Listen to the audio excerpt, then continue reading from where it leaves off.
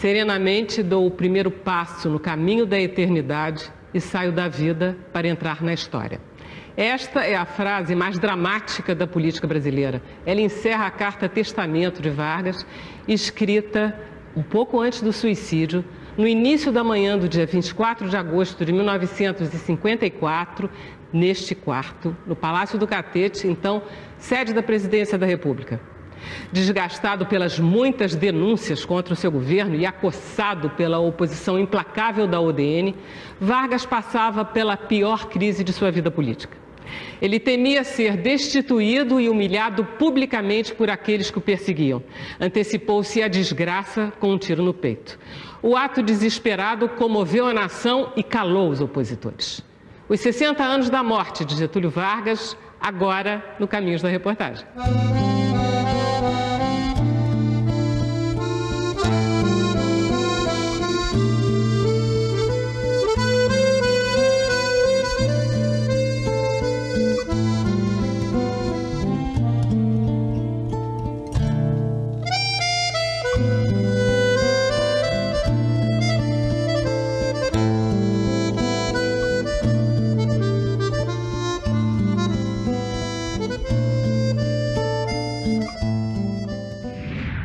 Aquela cidadezinha ali atrás é São Borja, que fica no noroeste do estado do Rio Grande do Sul, às margens do Rio Uruguai e na fronteira com a Argentina. Essa gente de fronteira é uma gente peculiar. Eles estão acostumados desde cedo tanto ao confronto quanto ao contato. E Getúlio Vargas é de São Borja. Ele é um gaúcho típico de fronteira. Nasceu praticamente em cima de um cavalo, usava bombachas, cuia de chimarrão e era amante do bom churrasco. Ele tentou ser militar quando jovem, foi ser advogado e foi evoluindo da política municipal para a política estadual para a política federal. Getúlio é filho de fazendeiros, de um soldado que lutou no Paraguai, de um herói de guerra, uma elite frugal, não é uma elite de luxo, de ilustres, é uma elite muito frugal. Mas é uma elite que manda na polícia, que manda nas escolas, que manda, enfim, são os caciques, são os caudilhos. Ele nasceu numa sociedade de caudilhos e acaba fazendo direito, que é o que fazia a elite. Quer dizer, a elite, esses caudilhos não eram ilustrados, mas queriam que os filhos fossem. O Rio Grande do Sul tem uma opção de marcas especiais. A primeira marca especial é que era a primeira fronteira viva do Brasil. Por isso, um ideal nacionalista é extremamente forte, não é? Uma grande preocupação em afirmar a presença nacional. Segundo, é o estado, ou é a província, a região brasileira, onde se testou-se a ideia da república, né? Com a República de Piratini dos Farroupilhas, né? É um estado que vê o Brasil de trás para frente, não do mar para os rios, mas do interior para o mar. Isso faz com que a cabeça das pessoas seja completamente diferente. E eu acho que isso marca profundamente Getúlio, tá entendendo? E toda a geração dele. Eu acho que essa noção do Rio Grande do Sul, da sua forma produtiva, faz com que Getúlio chegue ao Rio de Janeiro com um pensar econômico diferente. Ele parte para a vida pública, porque ele foi promotor, mas eu acho que durante um ano, e aí ele parte para ser deputado estadual, deputado federal, por arranjos da política nacional, vai ser ministro da Fazenda, sem jamais ter tido qualquer contato com assuntos financeiros, ou não ser os da Fazenda, mas fez um trabalho, fez direitinho o que se fazia na época, né? A política de proteção do café, né? Virou governador de estado, enfim, fez uma carreira muito rápida, mas começando de baixo. Em 1929, o Getúlio, então candidato à presidência da República, numa entrevista ao jornal Correio do Povo de Porto Alegre, responde à seguinte provocação de um repórter. O repórter pergunta: qual é a sua matriz ideológica, em quem o senhor se inspira como político e homem público? O Getúlio responde textualmente, abre aspas, eu me inspiro na renovação criadora do fascismo de Benito Mussolini. Fecha aspas. Vargas ascende o poder num mundo que está dominado por ditaduras e que vai ser dominado por ditaduras. Salazar em Portugal. Logo depois, Franco e a Guerra Civil na Espanha. Mussolini está no poder desde 1922. Hitler está ascendendo ao poder em 1933. Naquele momento, 1929, né, o ano-chave da derrocada, ou da pretensa derrocada, da democracia representativa e do capitalismo, da democracia liberal, os Estados Unidos afundados na Grande Depressão, o mundo ocidental em crise, e é nesse momento que surgem as tentativas de antídoto, as tentações totalitárias. O país vivia a chamada República Velha. O poder se alternava entre as oligarquias rurais de São Paulo e de Minas Gerais. Prática conhecida como a política do café com leite. Numa tentativa de mudar esse quadro, Vargas concorre à presidência em 1929 e é derrotado. Um ano depois, com o apoio dos tenentes e de outras correntes políticas descontentes, lidera um movimento que se auto-intitula Revolução de 30. A Revolução de 30 é vitoriosa. O presidente Washington Luiz é deposto. Getúlio Vargas é escolhido presidente do governo provisório em novembro de 1930. Alguns dias antes, um grupo de soldados gaúchos amarra seus cavalos no obelisco da Avenida Rio Branco, mostrando que aquela República Velha tinha acabado. Nos primeiros anos depois da derrubada da República Velha, Vargas foi chefe do governo revolucionário. Rasgou a Constituição de 1891, fechou o Congresso e nomeou interventores para governar os estados. A maioria deles era de militares que participaram do movimento tenentista de 1922. Nesse período, Vargas ainda não tinha o título de presidente. Foi uma revolução com apoio popular. As pessoas na rua festejando, as manifestações dos anos 30 e principalmente dos Estados Unidos, que eram grandes manifestações, elas revelam que Getúlio era uma figura muito querida. E ele fez por onde, né? Quando a gente lê os documentos da época, a gente vê o orgulho que eles têm, esse grupo que está em torno de Getúlio, o orgulho que eles têm de falar que estamos começando uma ditadura. Isso era o novo. Isso era, ou seja, a ditadura, o governo dos esclarecidos, das pessoas preparadas, o fim do governo dos casacas, dos caudilhos, dos oligarcas. Imediatamente após a Revolução de 30, Getúlio cria 2 ministérios, que deveriam ser as vitrines das mudanças que 30 anunciariam. Por isso eram chamados de os Ministérios da Revolução. Um deles, o Ministério do Trabalho, Indústria e Comércio, e o outro, o Ministério da Educação e Saúde. Ambos eram demandas anteriores. A criação de ministérios como esse torna o Estado um ator político central em 2 áreas absolutamente estratégicas. Getúlio vai apostar fortemente na implementação de uma legislação que regulamenta o mercado de trabalho, no que diz respeito às condições de trabalho, quer dizer, horário de trabalho, trabalho da mulher, trabalho do menor, no que diz respeito a questões que regulam a situação do trabalhador depois que ele deixa de trabalhar e que eram demandas fundamentais da classe trabalhadora, ou seja, aposentadorias para aqueles que trabalhassem um certo tempo e pensões para famílias daqueles que por morte, por acidente de trabalho, tivessem deixado de trabalhar. Isso não existia no Brasil. Isso tem um impacto muito grande.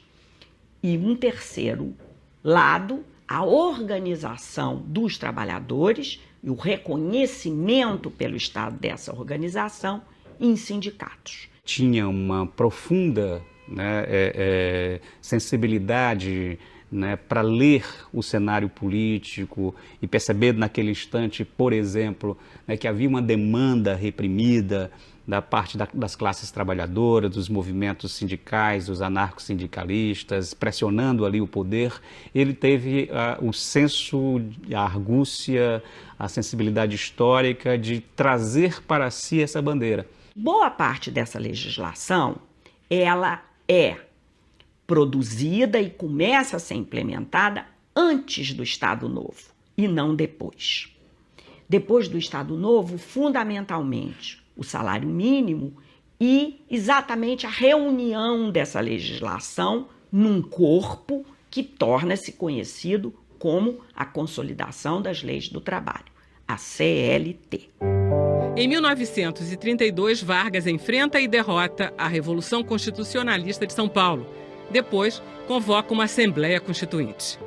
Aprovada a nova Constituição em 1934, é eleito pelo Congresso presidente da República. Se você pegar o período entre 30 e 45, você vai perceber que não há nenhum instante também, nenhum instante em que o Getúlio governou sossegado. 30, o Brasil emerge ali no final de 30 desse processo revolucionário, do movimento civil e militar que o coloca no poder, mas em 32, ou seja, logo depois, né, você tem um movimento de contestação frontal a esse regime, né, partindo de São Paulo. Né, logo depois disso, você tem 35, né, ou seja, o movimento comunista de rebelião nos quartéis e tudo mais. Logo depois você tem a emergência do chamado Plano Cohen, ou seja, aquele documento falsificado que deu origem para o pretexto para fechamento do regime em 37, com a instauração do Estado Novo. Para reajustar o organismo político às necessidades econômicas do país e garantir as medidas apontadas, não se oferecia outra alternativa, além da que foi tomada, instaurando-se um regime forte de paz, de justiça e de trabalho. O seu primeiro ato no Estado Novo foi fechar o Congresso Nacional e acabar com os partidos políticos. Vargas governa com mão de ferro, prende e exila adversários. Surge o ditador. A repressão policial ela era concreta e real. O primeiro ponto forte da repressão é a construção da Lei de Segurança Nacional. Depois do levante comunista, ele cria o famigerado Tribunal de Segurança Nacional. Vão passar por ali, cerca de 30 mil pessoas vão ser acusadas e julgadas pelo Tribunal de Segurança Nacional. É uma repressão de massa. Né? E essas pessoas eram presas pela Polícia Especial de Filinto Miller sem nenhum direito à defesa. As pessoas eram brutalmente torturadas antes de ir ao julgamento no Tribunal de Segurança Nacional. Em 1937 a gente tem então uma nova Constituição, e essa sim é uma Constituição ditatorial, completamente personalista, ao estilo dos grandes personalismos de Stalin e de Hitler. A inauguração do prédio do Ministério do Trabalho, Indústria e Comércio data de 1938.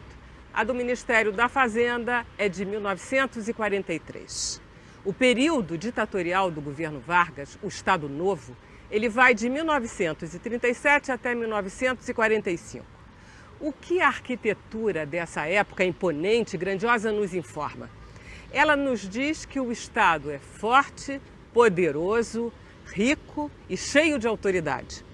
Manda quem pode, obedece quem tem juízo. Nesse momento, é criado o Departamento de Imprensa e Propaganda, o principal responsável, de um lado, como o nome diz, pela propaganda, mas de outro, igualmente, pela censura.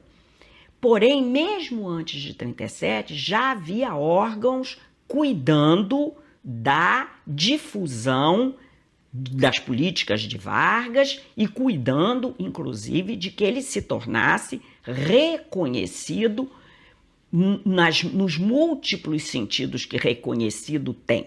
Porque Getúlio é um presidente e é um líder político que não só deseja ser identificado pela população como líder, Mas ele quer muito mais do que isso. Ele efetivamente quer ser amado por essa população. Ele mudou a forma como os presidentes lidavam, as autoridades públicas lidavam com o público, porque um presidente falava, minhas senhoras, meus senhores, cavalheiros, autoridades, e ele começou trabalhadores do Brasil. Quer dizer, ele mudou a interlocução do chefe com a sociedade. Trabalhadores do Brasil, na grandiosa data das comemorações do trabalho, estou de novo entre vós, vindo de longe para compartilhar das vossas alegrias e dirigir-vos palavras de confiança e de fé. Quero mais uma vez louvar o operariado nacional. Ao mesmo tempo que ele tinha uma máquina de propaganda muito forte, através do DIP, com cartilhas escolares que faziam a louvação à figura do ditador, uma série de livros infantis, de biografias infantis, de livros para crianças, colocando Getúlio numa posição quase imaculada.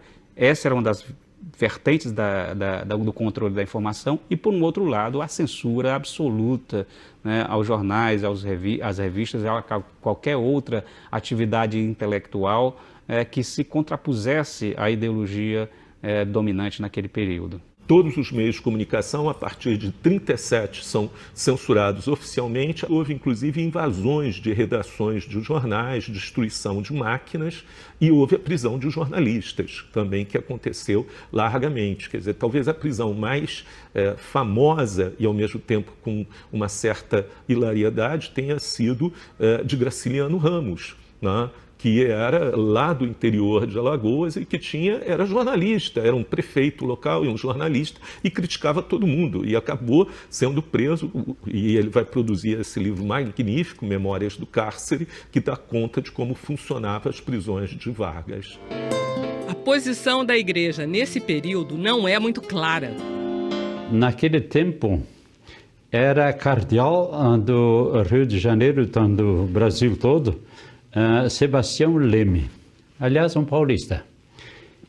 E Sebastião Leme já havia dito em 1916, em Pernambuco, Recife, onde ele foi em primeiro lugar, ou Olinda, onde ele foi em primeiro lugar bispo, ele havia dito, a igreja se separou da cultura, a igreja se separou da política, a igreja se separou da parte social. É preciso recomeçar tudo.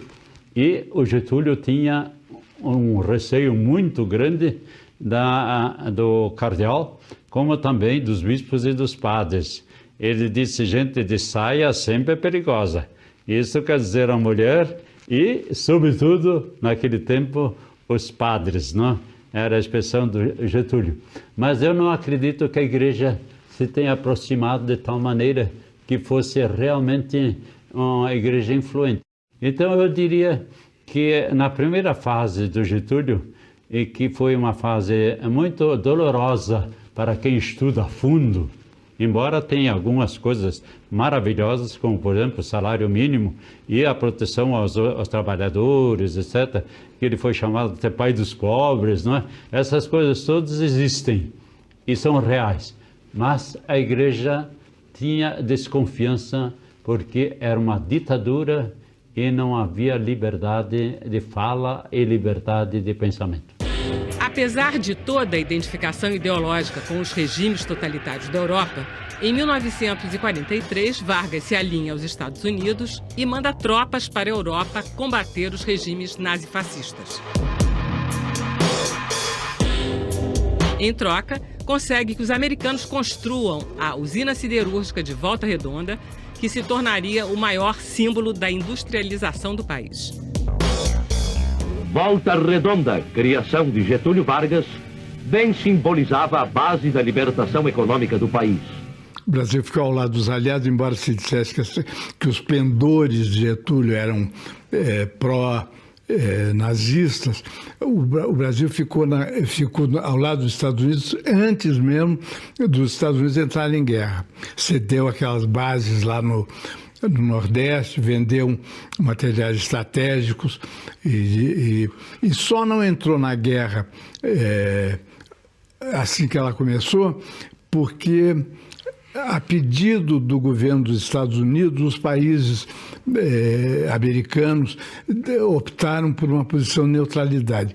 É que o Roosevelt não tinha condições internas dos Estados Unidos de entrar também na guerra. Com o término da Segunda Guerra Mundial, em 1945, aumentaram as pressões para a redemocratização do Brasil. Não fazia mais sentido manter um regime de exceção depois da derrocada da extrema-direita na Europa. Sabe que o Rio de Janeiro estava transtornado, todo mundo estava vindo para a rua para ver a FEB descer e desfilar pela Avenida Rio Branco. Aí houve uma politização óbvia. Quer dizer, aquilo ganhou um sentido político imediato. A volta da Itália foi outro momento decisivo dessa modificação. Quer dizer, o militar brasileiro da FEB lutava contra ditaduras. Na Itália, na Alemanha, eram ditadores fascistas e nazistas. E voltava para o seu país sob um ditador. Então, ali eu acho que isto foi extremamente importante para derruir de vez o embasamento que o Getúlio tinha para manter-se como ditador. No início de 1945, ele convocou eleições, logo depois ele concedeu anistia, os partidos políticos foram reorganizados, até o Partido Comunista foi legalizado naquele período. A eleição estava marcada para o dia 2 de dezembro e, pouco antes disso, em outubro, resolveram derrubar o Getúlio. Em 1945, Getúlio Vargas é destituído por uma frente composta por políticos liberais e militares. 5 anos depois, ele volta para cá, para o Palácio do Catete, eleito pelo voto popular.